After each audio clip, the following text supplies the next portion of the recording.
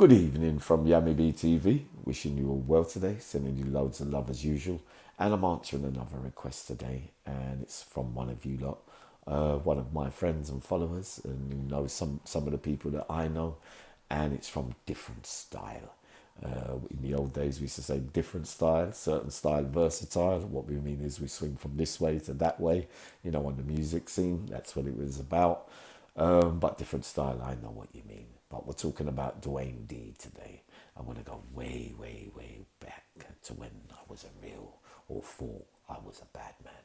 And I have to say, one of the baddest men that I ever met, or one of the naughtiest geezers I ever met, Dwayne D, who I nicknamed Midnight for a variety of reasons. And it's stuck in the cates. Many, many, many men will be able to testify to that as well. And I think we all know who I'm talking about too. So it's a sad story as well. It always is with that life, I'm afraid. And yep, we joined forces again in 20 years ago in a local cate. And it's so the story goes, right, different, and everybody else, that I was on a visit one of those days. I think I told that story, and I'd done a hot one out there and put something up my backside and was in a hurry to get back to my cell and get the proceedings done with the stuff or whatever. But they were setting a trap for me, the officers. So I was expecting them, but I had everything ready, prepared, ready for them to come so they wouldn't get it all, if you get what I mean. But they come piling through the door straight after the visit and jumped on me. And there was this small 4 foot, 5 foot, couldn't be more than 5 foot officer. And while I was on the floor, he decided to weigh me in, kind of thing. So he was beating me on the floor, and I was looking at him and I was saying, "Is that all the best you got?" Because you couldn't do it while I was standing up. So they got me down the block, and it went from there as well.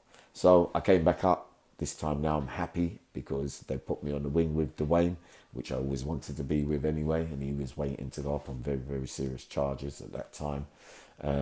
Murder, allegedly, robberies, allegedly, and some of the rumours surrounding that case as well, just to give you a rough insight into how bad men were looked upon for the things they'd done in a bad way, kind of thing.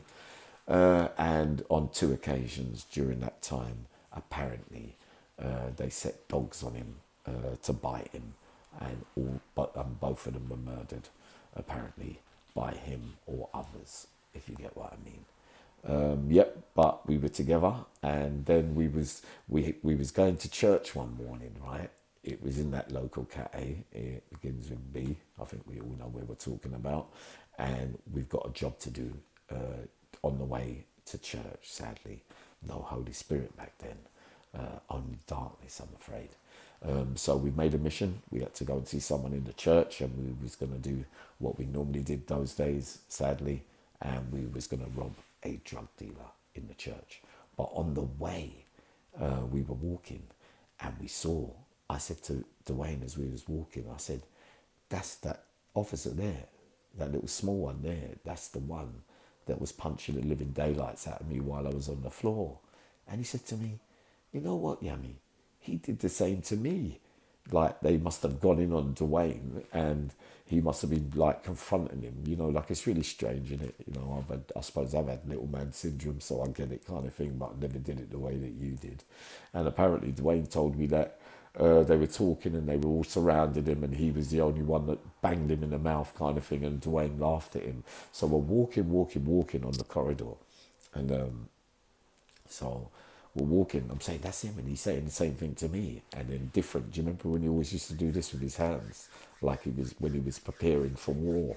I know, it was mad, wasn't it? I used to call him the mumbler as well, because he used to just mutter things, and I used to just laugh, But that morning, he said to me, "What were you saying? What were you saying? I mean, we said it." Set it? I said, "No." I said, no, Dwayne, we've got to go on a mission in the church. It's more important to get this thing first, rather than that. We can get him another way." Like, I was trying to talk him out of it, kind of thing. So we left that, and we went down the church, and we done, something stupid down there, but got the prize. That's how that was. So during that time, we both got sentenced. I got 12 years or something, ended up serving it all. He ended up getting a life sentence, and then it was on to the other side of the cates and not the local ones. We're talking about the big four, the big five. We've ended up in those places again.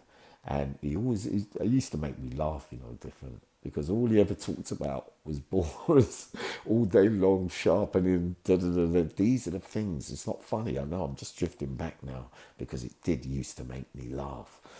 Certain people's behaviour around that life, the ones you meet along the way, it's no good me coming up here now telling you that at the time I didn't find it funny. When I'm recollecting, I'm still finding it quite funny. But I had a lot of love for him, man. What a true soldier, a true warrior in that life as well. And I said my other name for him was Warlord. I know, because he was just up for everything and anything at any time or place and any day. So yeah, we've reached the Whitemoors and the Lartons and those places there, and war was kicking off quite regularly. And he was another one, I suppose, like me, who was a bit of a people pleaser. Forgive me if I say that wrong, but he was renowned and known and had that name that if you said, like, come on, here's that, let's do that, on that hitman status kind of thing. And he was used a lot for that kind of stuff as well.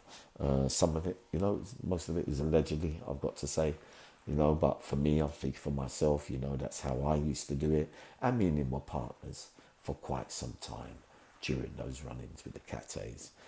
Different, but different, there's not many like him. A lot of the big names as well feared him. He never used to back down from no one, did he?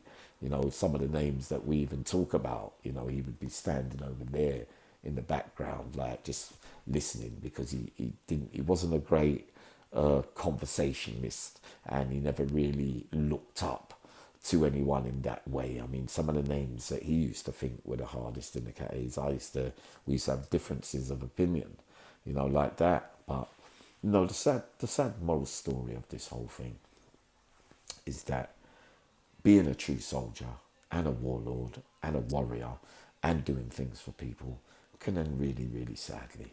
Because what we do know, when people fear you, they're going to come in numbers. And in the end, imagine a scenario like this, like you turn up down the gym, you got a beef or an argument with one man. And when you get down there, a bigger guy lifts you up from behind and gives that guy a chance to hit you on the head with a dumbbell while he's being restrained, kind of thing. I wasn't there, so no one else joined in as far as I know. And he ends up down the segregation. And while he's down the segregation, he's saying, he's talking, I'm coming up, I'm not scared of nobody. That's the kind of man he was and is, and many out the window were saying to him, listen, don't go back up there. They're going to do ya. They're going to kill ya. They're going to do this to you, do that to ya. He never listened to nobody. Dwayne, he went back up onto the same wing. As soon as he got back up there, right, he went back up there, put his kit down, and within a few seconds, 4, 5, 6 men, safety in numbers again, could you have gone in there on your own and done it? He had a chance to go. He had a chance to leave. He had a chance to even come running out on the landing. Even me, with my brave self, I would do that kind of thing on the yard in an open space. But, behind a closed door in a cell, they will come piling in. There's not really a lot of room to do anything, really, if you're crowded out. But he put up a terrible, terrible fight. Sorry, my hay fever's bad today. My eyes are really puffy. But he put up a terrible fight in there. And they jumped all over him and done some serious damage to him. And he was, wheelchair bound for a long, long time. So not even to be able to talk, eat, or do anything, go to the toilet, that kind of stuff. He went missing off the radar. I was broken-hearted over that. Not just because of that, right? The message for this one is very important, that for all those bits of work, and I mean, when I say bits of work, I mean the things that I used to do, like you're doing things for people as favours, whether you get payment or not, or somebody else has got a fight or you're walking with in certain gangs, them times there, and you're joining in for them, and you're doing things and helping them, but it's not your fight. You see what I mean? But on that day, where were they all? And there were so many of you around that time there, and none of you went in to help. Because why? Sometimes people, a lot of people in those places, the safety in numbers, you want to be on the side that's got the best chance of victory. That's how I saw it. You know, a couple of times in life, I was even guilty of that. But you know, to not be there, you know, when you're one of your besties is having to suffer that. We spoke about that the other day on another Cat A story as well, where I was through the fence and another guy who I love dearly had to get it, you know, where you can't do anything. But again, all these guys that say they're with you and we'll do this, we'll back it and do that kind of stuff, on that day, it has to be said, let's be honest about this different style. No one went in there to help. I'm not going to go into the reasons why too much about that, you know, my boy, but you know, it's a very, very, very, very sad end for a man who is a real soldier and a warrior and a warlord in that life, you know. But I just like to remind the kids again that there's no one going to be there on that day when it really matters. And that's being perfectly honest with you. Very few, you know, some of the ones that I talk about, you know, the real ones, you know, that if it's on top for you, you know, that you're outnumbered, but they don't care. They'll go down with you in the little sinking ship, you know, like in the Titanic when the man was standing up and they were playing the band, but the man, the captain of the ship was saying, no, I'll go down with the ship. You know, real loyalty and camaraderie, whether you're going to win or lose. You know, you turn up in that life. And that's the truth. But some of you were there that day on that wing, and none of you helped him. I was in a different prison at the time. But obviously, you know, I get my stories firsthand. And if I was there, I'll say so. If I wasn't, I'll tell you that as well. But the good news is that he's back up. You know, so after years and years and years of hearing of what happened and everything, and a man who went through loads of battles with me, so loyal to the core, took all these, there's a famous one as well, where they used to say, I bought, just say, use me, my name, all right? So it's just saying that you say, oh, yeah, let's go and get Yammy, yeah, because Yammy will do, you know, and then when it goes terribly wrong, they say, it was that nutter Yammy. If it wouldn't have gone that way if we wouldn't have brought him. But then why did you ask him to come then? If you know that he's going to go over the top and do extreme violence of some kind, or in that way. Do you see what I'm saying? Or I'm saying, you know, but I'm just saying to you, don't ever get this thing twisted in there. You know, many say they'll be there, and you know, after doing so much that I witnessed and put himself through, I'm hearing he's changing his life now, and he's with the Father in heaven as well. But the good thing is, at least he survived that as a true soldier. So different style, yep, I've done that one for you in the best way I possibly could. Obviously there's more stories, with confidentiality and all those kind of stuff there, but you know what I mean. Everything that I say, it wasn't like it wasn't on record or it wasn't seen by others already.